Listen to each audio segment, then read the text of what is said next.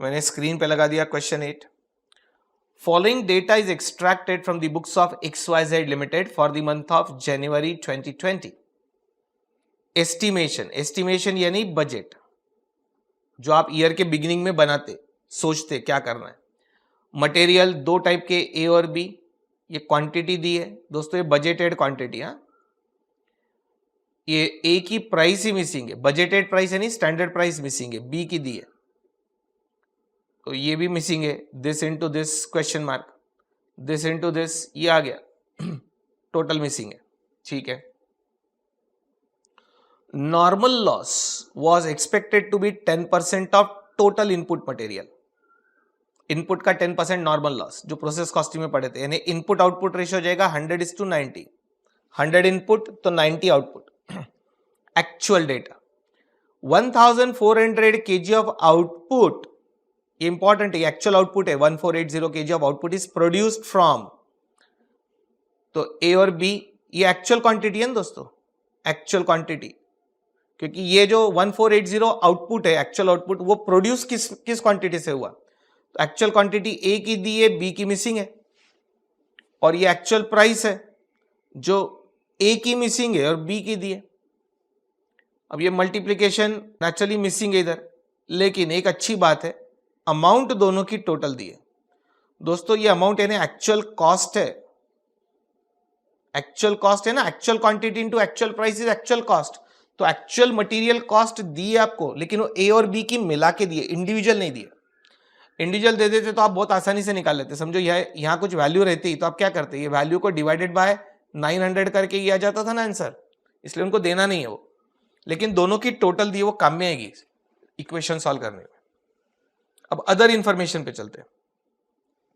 Material cost variance दिया है 3625 favourable.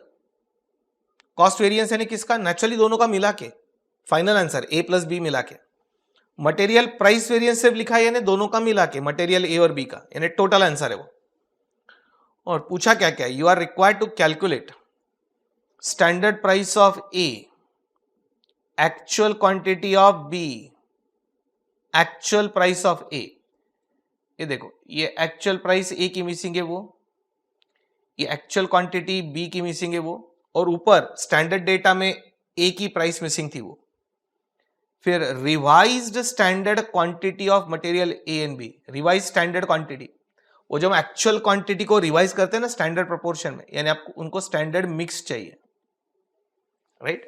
Revised standard quantity बोलते हैं उसको. और फिर मिक्स वेरिएंस भी चाहिए. मेरे ख्याल से इतना ही आंसर चाहिए, क्वेश्चन खत्म हुआ. क्या बोलते हैं, थोड़ा सोचते, चैलेंज लेने वाले स्टूडेंट्स थोड़ा सोचते, फिर सॉल्व करेंगे हम.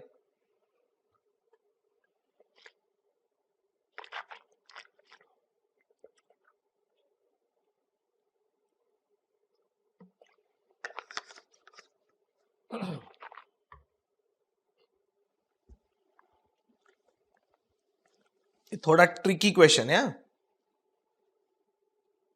पिछले क्वेश्चन से भी थोड़ा ज्यादा ट्रिकी है.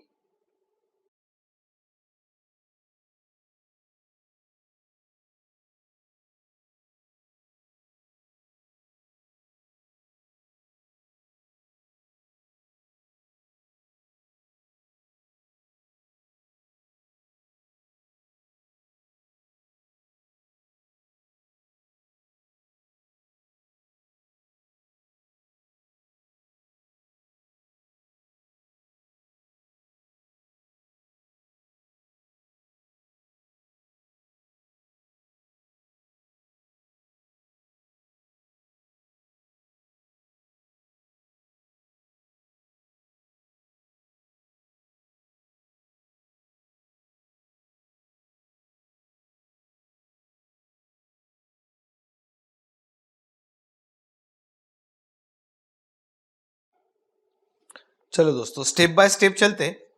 चलो मेरे साथ. पहले इस क्वेश्चन में समझ लेना, ये जो क्वांटिटी इनपुट की दी है ना, budgeted quantity, this is not equal to standard quantity. पिछले क्वेश्चन में कोइंसिडेंस हुआ था वो, इस बार is not equal to standard quantity. कैसे, मुझे लगेगी standard quantity of input required for, standard input required for this actual output. उसके लिए हम ये इनपुट आउटपुट रेशियो यूज करेंगे। दोस्तों 90 आउटपुट के लिए यदि 100 इनपुट लगता है तो 1480 आउटपुट के लिए कितना इनपुट लगना चाहिए? बोलो 1480 के लिए कितना लगना चाहिए? कुछ फ्रैक्शन में आ रहा है शायद, 1644.44 लगना चाहिए, बराबर ऐसा आ रहा है मेरा तो। देखो फ्रैक्शन में आए तो वैसे ही हाथ रुक जाता है, एक बार और चेक मैं भी कर रहा हूं, वही आता है 1644.44 ही आता है। ठीक है, उसको राउंड ऑफ कर देंगे।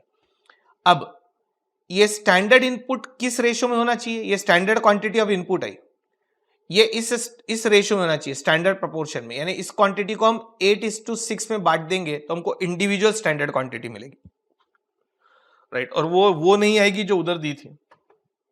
मैंने इसलिए बोला पिछले क्वेश्चन में कोइंसिडेंटली टैली क्यों हो गया था, क्योंकि बजटेड आउटपुट और एक्चुअल आउटपुट सेम था, इसलिए। चलो तो पहले ये वर्किंग करते हैं, फिर एक एक वर्किंग और सोचते हैं। आपने भी थोड़ा सोचा ही होगा कैसे सॉल्व करना। ये क्वेश्चन में मजा ज्यादा आती है क्योंकि आपको रास्ता ढूंढना पड़ता है कि क्या डेटा दिया है, क्या मिसिंग है, कौन से रास्ते से जाऊंगा तो यहां तक पहुंचूंगा, फिर ये आंसर आएगा, ये दूसरी जगह सब्स्टिट्यूट करूंगा तो वो आंसर आएगा, वो आंसर इधर सब्स्टिट्यूट करूंगा तो तीसरा आंसर आएगा। ये आपको लिंक लगानी पड़ेगी और ये हर क्वेश्चन में अलग अलग होगी। यानी इसमें थोड़ा सा दिमाग का यूज ज्यादा होता है, राइट। स्टैंडर्ड कॉस्टिंग के लॉजिक भी होना, मैथमेटिकल इक्वेशन सॉल्विंग भी होना और रास्ता ढूंढते आने का होना। Let's start. ये आपने लिख दिया पहले क्वेश्चन नंबर 8/113 नोटबुक में। क्वेश्चन नंबर 8/113 ये लिख दिया कि आपने नोटबुक में, देखो फिर लिखो उसमें number 1, calculation of standard quantity of input.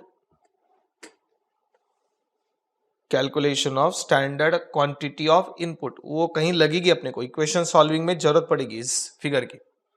Calculation of standard quantity of input, उसमें लिखो standard input output ratio.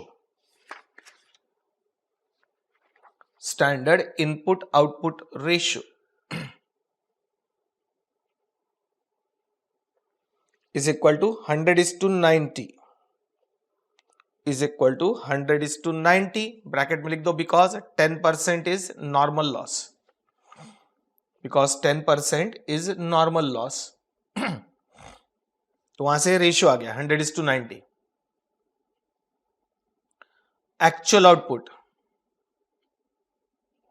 Actual output is equal to 1480 kg given. Actual output 1480 kg given. Therefore, next line, therefore standard total input,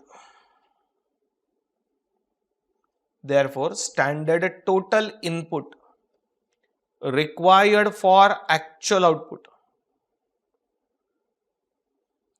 therefore standard total input required for actual output is equal to 1480 into 100/90, right. वो fraction में आ रहा था तो मैंने round of कर दिया, क्योंकि institute ने भी, मैंने देखा उन्होंने भी राउंड ऑफ कर दिया। अब फ्रैक्शन में लिखो तो और भी एक्यूरेट आंसर आएगा, लेकिन इंस्टीट्यूट ने राउंड ऑफ किया, उनके आंसर से फिर मैच नहीं होगा, इसलिए मैंने भी कर दिया। तो 1645 kg approx, 1645 kg approx, approx लिख दो आप क्योंकि वो राउंडेड ऑफ है, एक्चुअल आंसर फ्रैक्शन में वो। अब लिखो standard mix ratio is 8:6, standard mix ratio is 8:6। ये कहां से लिया हमने, ब्रैकेट में आपके लिए लिख दो, given in budgeted quantity, given in budgeted quantity, वहां दिया हुआ है, राइट। अब ये जो स्टैंडर्ड क्वांटिटी है, standard quantity should always be in standard ratio ना, लिखो hence standard quantity of input shall be, hence standard quantity of input shall be.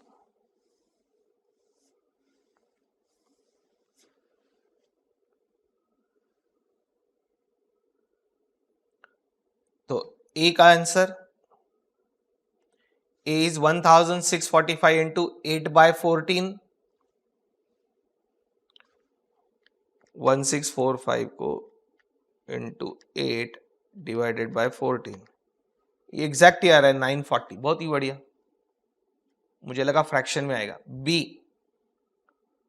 1645 into 6/14, आपने 1645 को बांट दिया 8:6 रेशियो में, तो आया 705 kg.